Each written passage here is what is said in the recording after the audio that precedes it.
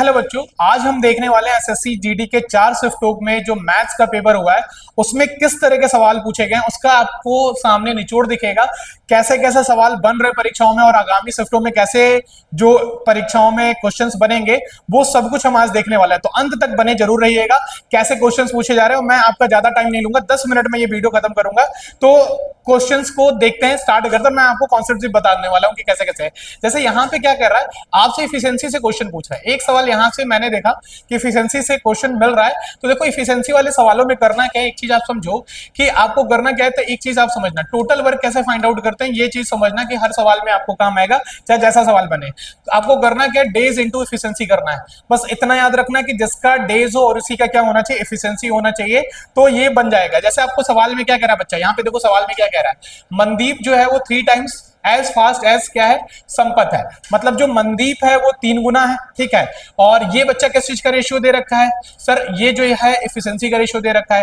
तो इफिशिएंसी का रेशियो दे रखा है तो और कौन ज्यादा एफिशिएंट है, तो सर एफिशिएंट ज्यादा जो है वो मनदीप है। तो सर ये 3 काम करेगा तो ये कितना काम करेगा, सर 1 काम करेगा। ठीक, तो मैंने क्या सिखाया, पहला काम होगा टोटल वर्क निकालना। और टोटल वर्क क्या करोगे, टोटल वर्क निकालने के लिए क्या करेंगे, number of days into efficiency. तो सवाल पढ़कर आपको ढूंढना है कि नंबर ऑफ डेज कहां दिख रहा है। तो नंबर ऑफ डेज दिख रहा है बच्चा यहाँ पे कहीं, सर 60 दिख रहा है यहाँ पे। तो यहाँ कितना दिख रहा है, 60 दिख रहा है। और यहाँ पे देखो 60 दिख रहा है, लेकिन जिसका डेज पता होगा उसी की एफिशिएंसी से डिवाइड करेंगे। सवाल पढ़ लो, देखो किसका दे रखा है, सर संपत का दे रखा है, संपत का है। और संपत का कितना है, सर संपत की एफिशिएंसी 1 है, 1 से गुणा कर दिए। तो ये कितना होगा टोटल वर्क। टोटल कितने लड्डू हो गए आपके पास, 60। तो हमने देखा कि टोटल कितने लड्डू है, सर 60 लड्डू हैं। और ये खाने किसको है, सर दोनों को मिलकर खाने हैं। तो दोनों मिलकर एक दिन में कितने खाते हैं, सर 4 खाते हैं। तो 60 को बस 4 से भाग लगा दो तो कितना दिन आ जाएगा, सर 15 दिन आएगा। तो दिनों की संख्या यहां से कितनी हो जाएगी, 15 हो जाएगी। तो ऐसे जितने भी सवाल बनेंगे आप ऐसे कर सकते हो आसानी से। चलिए दूसरे पैटर्न पे चल रहे होते हैं। देखिए आपको क्या दे रखा है, देखो रेशियो प्रपोर्शन में प्रपोर्शन को इन लोगों ने क्या कर रखा है, ज्यादा से ज्यादा एडवांटेज दे रखा है। तो प्रपोर्शन कैसे सॉल्व करेंगे, मैं आपको विद इन 5 सेकंड में आपको मैं सारा सब कुछ बता दूं। तो प्रपोर्शन का क्या है, टोटल अगर आपके पास 4 नंबर है, ठीक है, प्यारे प्यारे आपको स्लॉट बना लेने हैं। आपको देखो 1 2 यहाँ पे प्रपोर्शन का सिंबल, यहाँ पे सिंबल देखो, ये ए हो गया, मान लो ये बी हो गया, ये सी हो गया और ये डी हो गया। तो बच्चा इसको हम कहते हैं फर्स्ट प्रपोर्शन, इसको कहते हैं सेकंड प्रपोर्शन, इसको कहते हैं थर्ड प्रपोर्शन, इसको क्या कहते हैं, फोर्थ प्रपोर्शन। देखो एक भी सवाल आपको रेशियो प्रपोर्शन से छूटेगा नहीं, प्रपोर्शन से तो बिल्कुल नहीं छूटेगा। तो ये क्या हो जाएगा, अगर ये पूछता है तो यहाँ एक्स डाल दोगे, ये पूछेगा तो यहाँ एक्स डाल दोगे, ये पूछेगा तो यहाँ डाल दोगे। लेकिन याद रखना है 4 नंबर में इफ एनी 3 नंबर दिया हो, एनी 3 नंबर, कोई भी 3 नंबर दिया हो तो आप ये तरीका लगाओगे, जो पूछेगा वहां डाल दोगे। लेकिन बेटा क्या करता है, वो कोई 2 नंबर दे देता है। जैसे यहाँ पे सवाल जो मैंने लिया है वहां 2 नंबर पे, अगर कोई 2 नंबर ले लेगा और आपसे थर्ड प्रपोर्शन पूछेगा, सेकंड मीन प्रपोर्शन पूछेगा, तो क्या करना है आपको, प्यारे प्यारे सेम ही तरह का काम करना है। कितने स्लॉट बनाने, सर 4 स्लॉट बनाने हैं, 4 स्लॉट बनाने। बस करना क्या है, ये जो नंबर है सेकंड वाला वो रिपीट कर जाता है, सेकंड वाला नंबर रिपीट कर जाएगा। ये ए वाला जो कहलाएगा उसको फर्स्ट प्रपोर्शन कहेंगे, ये वाला नंबर जो है बच्चा वो सेकंड है, और यही वाला जो नंबर है इसको थर्ड कह लेते हैं। लेकिन अब यहाँ पे इस वर्ड को हम थर्ड न करके क्या यूज करेंगे, बी। अब एक ये बच गया, इसको बेटा हम लोग क्या कहने वाले हैं, थर्ड प्रपोर्शन कहने वाले हैं। मतलब अगर आपसे फर्स्ट प्रपोर्शन पूछता है तो मतलब ये वाला नंबर, मीन प्रपोर्शन पूछता है मतलब इन दोनों को मिला के, अगर थर्ड प्रपोर्शन पूछता है तो बेटा हम लोग इसकी बात करेंगे। यहां से एक रिजल्ट आपके लिए प्रूफ कर दे रहा हूं, a बटा बी बराबर आप लिखोगे यहाँ पे b बटा में कितना c, तो ये b स्क्वायर बराबर कितना हो जाएगा, a इंटू कितना c, और यहाँ से b बराबर कितना आ जाएगा बच्चा, तो b बराबर हो जाएगा अंडर रूट में a इंटू कितना हो जाएगा c। अब जरा ये मैं सवाल ले लेता हूं, देखो सवाल इस पे आप हर सवाल बना पाओगे। देखो क्वेश्चंस मैं ले लेता हूं, देखो क्वेश्चंस क्या कह रहा है बच्चा। आपसे कहा है the ratio of the mean proportion, आपको मीन प्रपोर्शन, ठीक है, और आपको थर्ड प्रपोर्शन का क्या करना है, आपको रेशियो बताना है। तो पहले हम मीन प्रपोर्शन निकालेंगे फिर थर्ड प्रपोर्शन निकालेंगे। अभी सिखाया हमने आपको मीन प्रपोर्शन। अच्छा किसका किसका निकालना है, 0.7 का, और यहाँ पे किसका निकालना है बेटा, 2.8 का निकालना है। तो 0.7 और 2.8 का निकालना है, तो b बराबर क्या लिखोगे बच्चा, अभी सीखे हम लोगों ने, अंडर रूट में कितना 0.7 और इंटू 2 कितना 8 लिखा है। अच्छा इसको हम क्या लिख सकते हैं, 0.7 इंटू बेटा अगर आप इसको लिखना चाहो तो 0.7 इंटू 4 लिख सकते हो। तो सर ये पेयर बना लिया और 4 का पेयर भी निकल जाएगा, तो ये पेयर बना लेगा तो 0.7 हो जाएगा और इसका कितना हो जाएगा 2। तो यहां से हमारा ये पता चल गया मीन प्रोपोर्शन कितना 1.5। ये खत्म नहीं हुआ है, आगे आपसे क्या पूछा है, थर्ड प्रोपोर्शन पूछा है। तो थर्ड प्रोपोर्शन नंबर कितना दिया बेटा, 2 नंबर दिया। तो इसी प्रोसेस पे करेंगे, प्यारे प्यारे स्लॉट बना लेंगे, कितने 4, ये वाला स्लॉट बन गया, कितने प्यारे प्यारे 4 स्लॉट बन गया। अच्छा आपको यहाँ पे क्या करना है, सर ये वाला नंबर आपको दे रखा है, थर्ड पूछा तो यहाँ 2.5 लिख दिया, यहाँ कितना 3.5। तो मैंने कहा ना ये वाला नंबर और ये वाला नंबर क्या करेगा, रिपीट करेगा। तो यहाँ पे कितना हो जाएगा 3.5 और यहाँ कितना हो गया आपका x जो पूछा है। तो यहाँ बच्चा क्या क्या होगा 2.5 अपॉन कितना 3.5, ठीक है, बराबर यहाँ पे 3.5 और यहाँ पे कितना हो गया x। जब आप इसको काट लोगे बच्चा तो देखो ये कितना आएगा, 5 से डेसिमल का कोई मतलब नहीं, सेम ही प्लेस पे डेसिमल है, 5 पचे 25, 7 पचे कितना 35। अब यहाँ काटोगे तो ये कितना हो गया, अब मल्टीप्लाई किया तो ये कितना कटा 0.7 टाइम्स में, तो ये x बराबर आ गया कितना 4.9। अब हमको क्या करना बच्चा, रेशियो बताना है किसका किसका, जो हमारा आंसर है यहाँ 1.4 है या 4.9 है, तो 1.4 और कितना 4.9 का अगर आप करोगे तो डेसिमल डेसिमल खत्म, 7 से काटे तो 2 बार में और 7 से काटे तो ये कितनी बार में 7 बार में, तो रेशियो कितना आ गया 2 रेशियो कितना 7। उम्मीद करता हूं बात समझ में आ रही होगी, साथ में देखो कॉन्सेप्ट भी आपको समझ में आ रहा होगा, एक सवाल से मैं आपको कितनी सारी चीजें बता रहा हूं, ठीक है।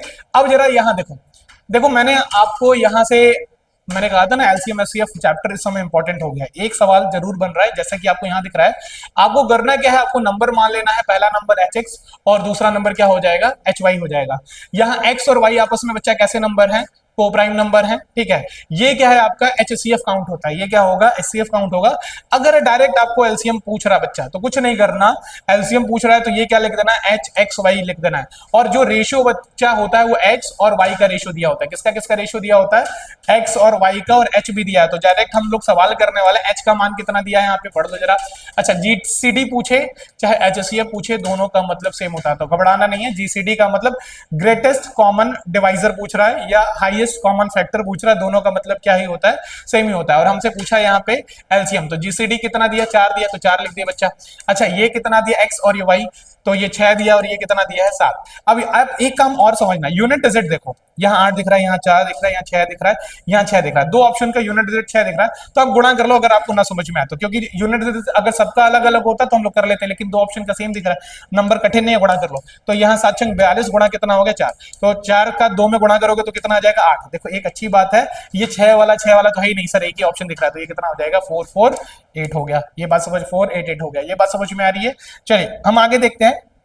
देखो एक सवाल मैंने आपको डिविजिबिलिटी का लिया, और मैं डिविजिबिलिटी के जिन लोगों का एग्जाम है मैं एक लाइन में सारे डिविजिबिलिटी आपको सिखा के जा रहा हूं, जैसे आपको 2 दिख जाए, 4 दिख जाए, 8 दिख जाए, 16 दिख जाए, 32 दिख जाए, ठीक है, 32 64 ये दिख जाए, तो करना क्या है, इसकी डिविजिबिलिटी कैसे निकालोगे। आज ज्यादातर बच्चों को 2 का पता होता है, 2 का पता है तो आपको आज से याद करना नहीं है, बस याद रखना है 2 जो होता है वो 2 का पावर 1 होता है। अगर 2 का पावर 1 होता है तो सिर्फ क्या चेक करने वाले हैं, लास्ट डिजिट चेक करने वाले हैं, ठीक है। अगर 4 को देखोगे तो सिर्फ 2 का पावर 2 होता है, तो सिर्फ लास्ट डिजिट यहां चेक किए तो यहां तो कितना, लास्ट से कितना डिजिट चेक करने वाले हैं 2 डिजिट चेक करने वाले हैं। सर 8 के लिए क्या चेक करेंगे, सर लास्ट से 3 डिजिट, 16 होगा तो लास्ट से कितना डिजिट हो जाएगा 4 डिजिट हो जाएगा। मतलब आप एक चीज समझ पा रहे हो कि 2 के लिए अगर अंतिम अंक चेक करते हैं, इकाई का अंक चेक करते हैं, तो अगर इसके बाद जो भी नंबर होगा उसका पावर जितना होगा उतने डिजिट हमको क्या करना है, चेक करना है 2 के लिए, ठीक। इसी के साथ अगर बच्चा, अगर मैं आपसे कहूं जैसे 11 की 9 की बात कर लूं, जैसे अगर मैं 9 की डिविजिबिलिटी की बात कर लूं 3 और 9, ठीक है, 3 और 9, 3 और 9 की डिविजिबिलिटी की बात करूं तो यहां सम ऑफ डिजिट चेक करते हैं, क्या चेक करेंगे, सम ऑफ डिजिट चेक करेंगे। जैसे अगर मैंने आपसे कहा 1 2 3, ये 3 से कटेगा कि नहीं कटेगा, तो आपको जोड़ देना है सबको, 3 2 5 और 1 कितना 6, सर 6 कटता है 3 से तो कटेगा। अगर मैं 9 की डिविजिबिलिटी की बात करूंगा तो यहां भी क्या चेक करने वाले हैं हम लोग, सम ऑफ डिजिट चेक करने वाले हैं। जैसे मैं कहूं 5 4 6 3 5, अब अगर मैं आपसे कहूं कि ये 9 से कटेगा कि नहीं, सर 5 4 9, 6 6 3 9, सर सिर्फ कितना बच गया, नहीं बचा सर 5 बच गया, नहीं कटेगा, ये बात समझ में आ रही। तो सम ऑफ क्या चेक करने वाले हैं हम लोग, डिजिट चेक कर रहे हैं 9 से। फिर क्या हो गया, आपके पास बचा कितना 11 बचा, ठीक है। अच्छा एक चीज और यहीं सीख लेना, 5 और 25 में हम लोग सेम अप्रोच लगाएंगे जैसे हमने 2 का सीखा था। 11 के लिए क्या चेक करेंगे, देखो सवाल पूछा हुआ था इवन और ऑड का डिफरेंस चेक करेंगे, क्या चेक करने वाले, इवन और ऑड का डिफरेंस किससे कटना चाहिए, सर 11 से कटना चाहिए। और 11 से कटने का मतलब क्या क्या हो सकता है, 0 11 22 33, ये सारे नंबर होने चाहिए। अगर ये सारे नंबर आते हैं तो वो नंबर किससे कटेगा, हमारा 11 से कटेगा। अब आ जाते हैं, देखो सवाल पे आ जाते हैं बच्चा। अब देखो सवाल भी क्या है, हमको 11 का डिविजिबिलिटी चेक किया है तो मैंने क्या सीखा है, इवन और ऑड का डिफरेंस चेक करना। चलो यहां जोड़ दो, 6 और 7 कितना 13, 13 और 2 15, 15 5 20, 20 7 27, ठीक है, 27 और 4 कितना हो गया सर 31 हो गया। डिफरेंस निकाल लेंगे, ठीक है, डिफरेंस कितना 5 4 9, 9 3 कितना 12, 12 और 4 कितना 16। सर 16 में x जोड़ दोगे तो 16 प्लस कितना हो जाएगा x, और यहाँ कितना हो गया 22। तो ये कितना हो गया बच्चा 22 प्लस कितना हो गया x। अब यहाँ बच्चा x की जगह क्या ऐसा रख दें कि 31 में से 31 घटाएंगे तभी तो जीरो आएगा। आप ऐसे सोचो 31 में से 31 घटाओगे तब तो जीरो आएगा। यहाँ ऑलरेडी मुझे कितना दिख रहा है 22 दिख रहा है, यहाँ कितना रखना चाहिए सर 9 रख दोगे सर 31 में से 31 हो जाएगा वो और जीरो आ जाएगा। तो बात समझ में आ रही है। तो आपको क्या करना है यहाँ पे आंसर कितना हो जाएगा 9। तो डिविजिबिलिटी एक लाइन में मैंने आपको बता दिया, जो भी नंबर की डिविजिबिलिटी है आप यहाँ सीख पा रहे हो। ठीक, लास्ट क्वेश्चन, लेकिन एवरेज से एक सवाल बन रहा है और इसी पे बन रहा है, तो इसके लिए मैं आपको एक रामबाण फॉर्मूला दे दे रहा हूं। कोई भी कॉन्सेक्यूटिव नंबर का अगर एवरेज निकालना है तो कुछ नहीं करना, हाँ याद रखना कॉन्सेक्यूटिव नंबर होना चाहिए। तो last number plus first number जोड़कर क्या कर देना है आपको, आधा कर देना है। बात समझ में आ रही, last number plus first number जोड़कर आधा कर देना है। जैसे यहां से बच्चा क्या पूछा है, average of odd number up to कितना 100। तो 100 नंबर का आपसे क्या करना है पूछा है, एवरेज पूछा है। तो पहला नंबर क्या हो जाएगा 1, दूसरा नंबर क्या हो जाता 3, ऐसे जाते जाते कहां तक जाता सर 99 तक जाता। ये बात समझ में आ रही। अब इसका आंसर बताना है तो 1 प्लस कितना हो जाएगा सर 99 हो जाएगा, और डिवाइडेड बाई कितना कर देना है सर 2 कर देना है। तो 99 प्लस 1 कितना हो जाएगा सर 100, और आधा किया तो आंसर कितना हो गया 50। विद इन अ सेकंड आप निकाल सकते हो। चलो एक सवाल मैं आपको और बता देता हूं यहीं पे, जो कि पूछा हुआ था। ज्यादातर बच्चे जो है वो गलत कर देते हैं सवाल में। उन्होंने सवाल ऐसा पूछा था, उन्होंने होल नंबर का पूछ लिया था कि सर 1 से लेके 100 तक के होल नंबरों का, मतलब 1 से 100 तक नहीं पूछा था, शुरुआत के 100 होल नंबर का आपको क्या बताना था। एवरेज होल नंबर का मतलब होता है पूर्ण संख्या। तो बस याद रखना कि होल नंबर स्टार्ट कहां से होता है बच्चा, 0 से स्टार्ट होता है। तो 0 1 2 3 4 5, और ये बच्चा 100 तक नहीं जाएगा, गड़बड़ी मत करना, 100 तक लिख दोगे तो गलत हो जाएगा। ये आपने 100 नंबर का पूछा है, तो नंबर कहां से स्टार्ट कर दिया आपने सर 0 से स्टार्ट कर दिया, तो कहां तक जाएगा 99 से जाएगा। तो 0 प्लस कितना हो जाएगा 99 डिवाइडेड बाई 2, तो ये कितना हो जाएगा 49 पॉइंट कितना आ जाएगा 5। देखो अगर आपको सेशन पसंद आया, आप ज्यादा से ज्यादा तक शेयर करो और आप कमेंट करो कि आपके सिर्फ में कौन सा सवाल जो है वो आया था, या ऐसे कितने सवाल बन रहे हैं। तो हम अगला जो वीडियो है इससे ज्यादा बेहतरीन लेके आएंगे और कॉन्सेप्ट के साथ लेके आएंगे, हर कुछ बताएंगे आपको। तो ज्यादा से ज्यादा लोग शेयर करें। Thank you.